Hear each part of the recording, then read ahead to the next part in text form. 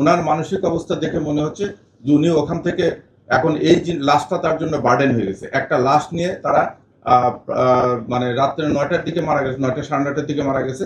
পরের দিন দুপুর পর্যন্ত এই লাশটা ঘরে, মানে পরের দিন সকাল পর্যন্ত সমস্ত রাত লাশটা তাদের ঘরে ছিল, ওনাদের ডেকে রেখেছিল।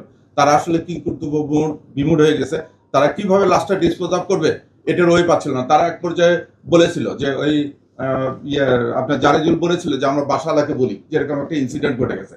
মহিলা বলছে যে না, বাসালাকে বলা যাবে না, আমরা ডিসপোজ অফ করবো। আসলে তাদের কথার মানসিক এটা ওই সময় তাদের মানসিক ভারসাম্যটা অনেকটা হয়ে গেছে। তারা এখান থেকে বাঁচার জন্য যে কোনো পন্থায় মনে করছে যে লাশটা ডিসপোজ অফ করা দরকার। সেই জন্য কিন্তু লাশটা নিয়ে আসছে, ড্রামের নিচে রাখছে পলিথিন মনে, তারপর চাল দিছে এটা বিসর্জন করার জন্য, যে বাইরে যাতে কেউ ধরা পড়ে। যখন বাসার ভিতরে এসে জানতে পারছে যে তার বন্ধু শহীদুল তার উপর আসক্ত হয়ে গেছে, তার প্রতি আসক্ত হয়ে গেছে, তখন একটু অভিমানে চলে গেছে। বলছে যে আমি 3 বছর হলে, আমি যে কথাটা বললাম যে 3 বছর হলে এই মেয়ের সঙ্গে সম্পর্ক আমার, তুমি তাকে বড় ভাই ছোট বোন বলে জানো, সে তোমাকে বড় ভাই বলে সম্বোধন করে, এটি আমি জানি। এখন তুমি তার সঙ্গে শারীরিকভাবে ইয়ে করতে চাচ্ছ, এটা কেন? এই অভিমানে জারিজুল কিন্তু বের হয়ে গেছিল।